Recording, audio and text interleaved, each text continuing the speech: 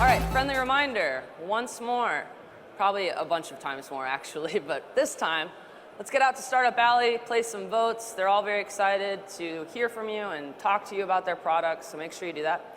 Our next guest has pretty much had his foot in every part of the tech landscape, whether it's as an entrepreneur, an investor, and actually now he's moved on to one of the biggest accelerators in the world. Please welcome to our stage Justin Kahn from Y Combinator and Matthew Panzarino.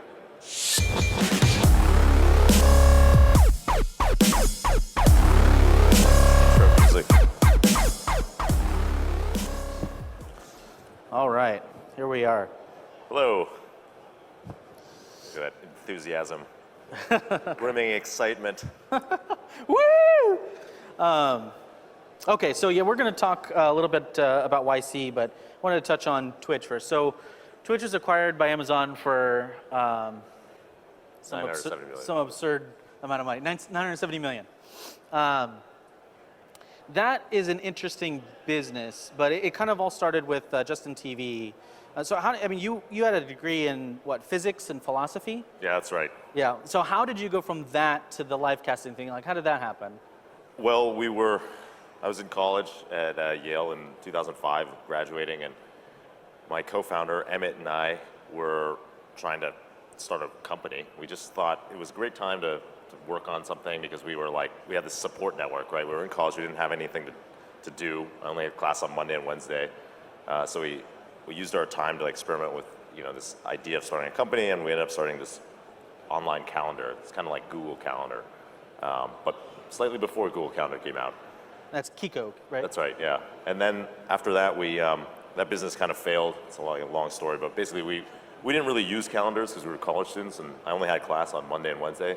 So we weren't users of our own product. We didn't really know what we were doing, and we ended up building something that was okay, and it looked cool, but it wasn't really that usable. And then eventually, that failed, and we had another idea, which was Justin TV, kind of creating our own live Big Brother-like reality show for 24/7.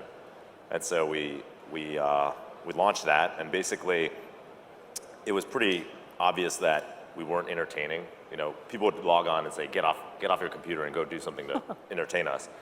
And eventually, luckily, they gave us this other piece of feedback, which was we want to create our own video streams. Like, how are you doing this?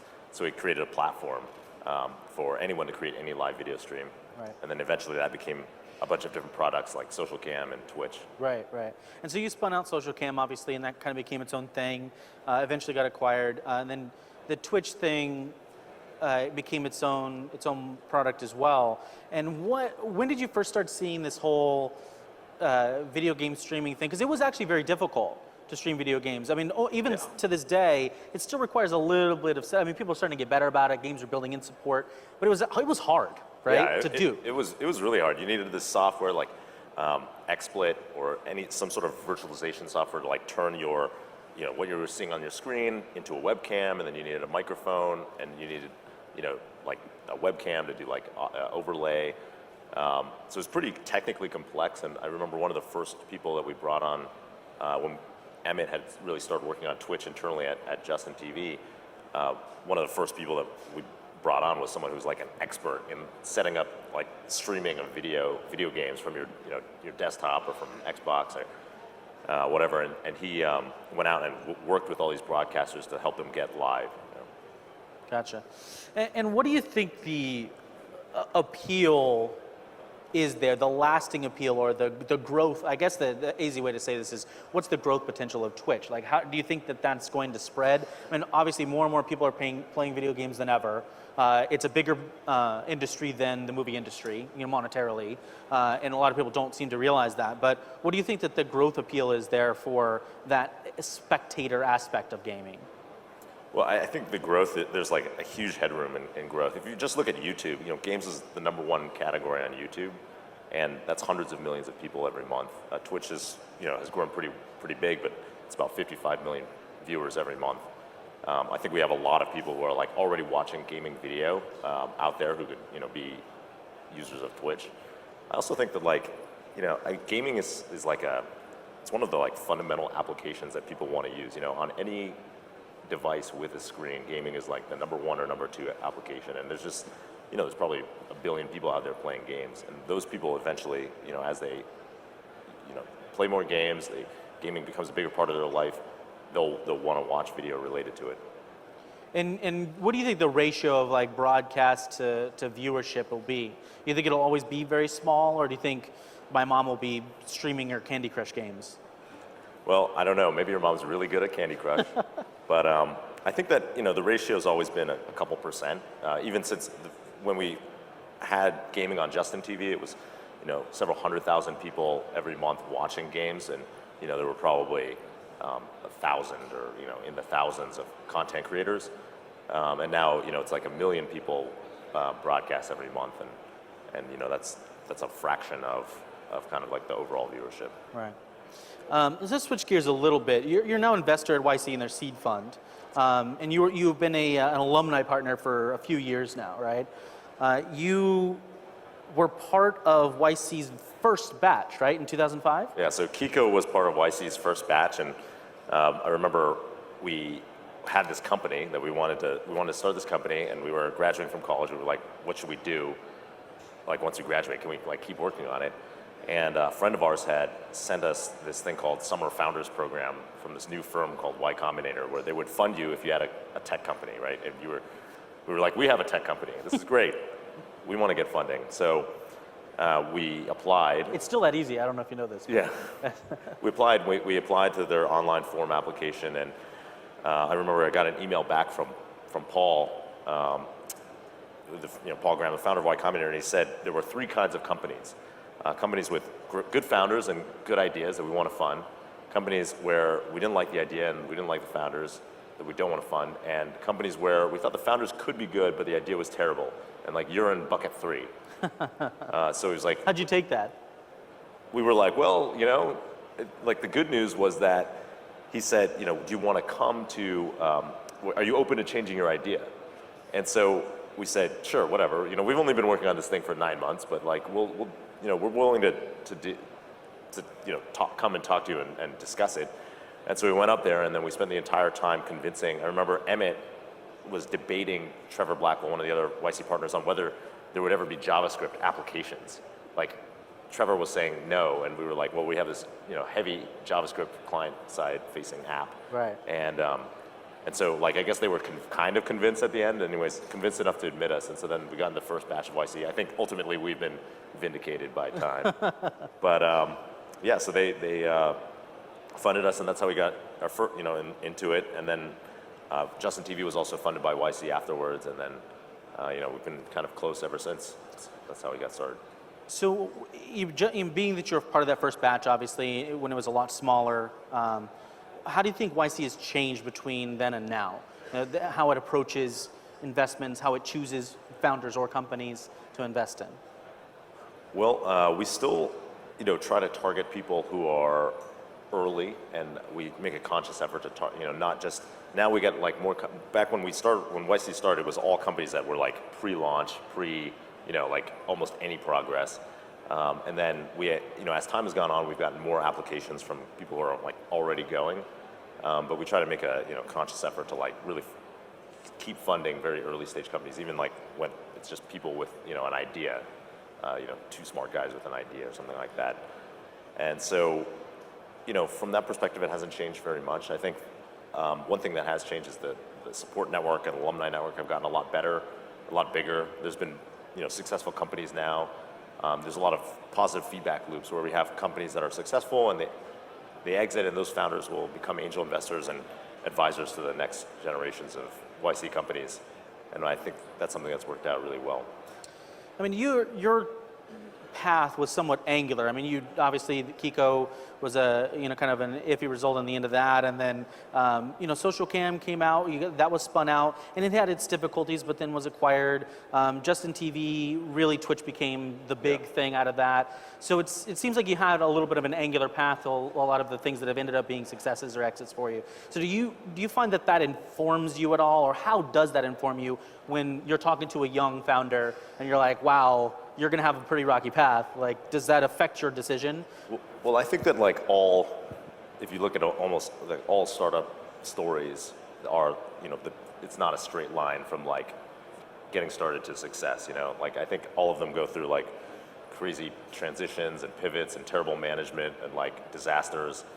And if you talk to any seasoned entrepreneur, they've experienced some of that. I think the two things I take away from it that I really kind of share or tell my, the YC companies that I work with are, I think one, if Justin TV could work and be successful, then literally no one has any excuse, because that was a terrible idea. Like, we tried to make our own reality show, right? And it turned into, over $1 billion worth of market value of companies. And I think that what that really taught me was like, if you have smart people working on trying to figure out how to make anything that someone is going to want, and they don't give up, like, you will be successful on making money on the internet. The second thing is like, companies need to be prepared for like the long haul, right? It took us 8 years from when we started Justin TV. If you include Kiko, it was like a 9, almost 10-year journey, and it takes a long time. I think that's not unique.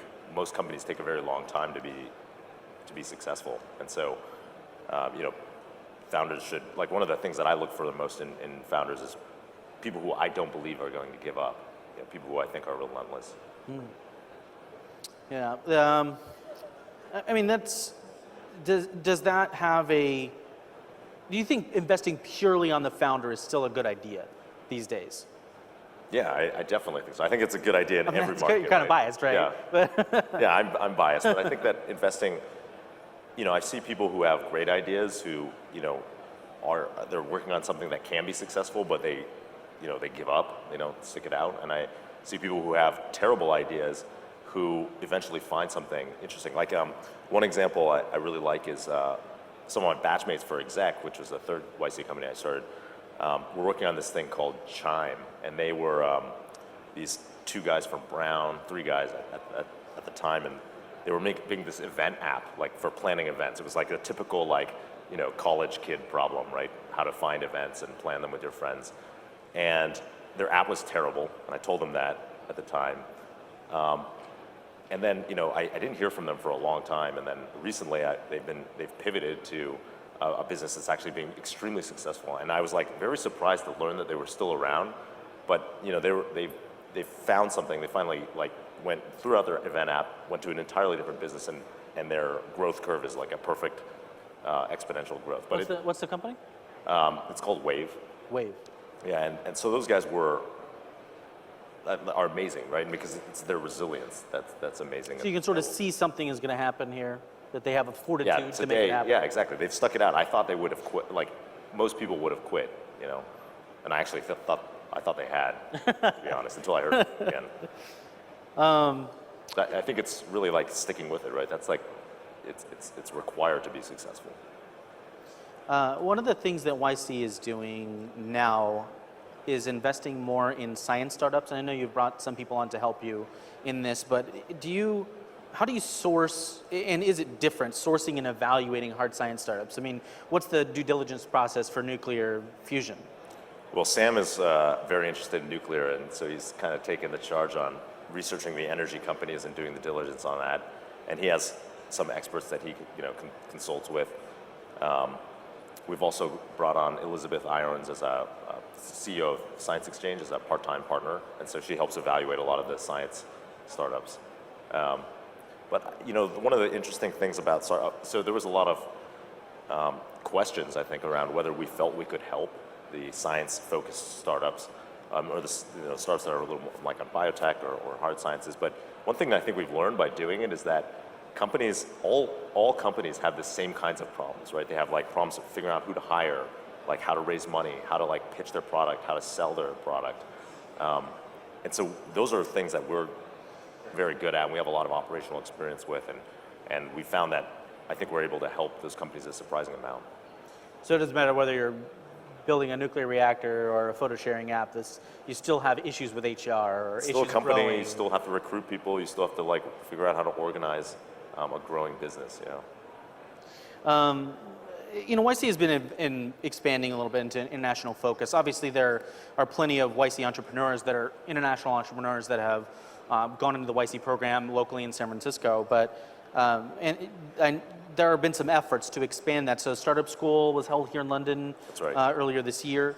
How does YC's approach to international differ from like 500 startups or an early stage investment that Index may make? I mean, what's the difference there when considering an international founder or international company?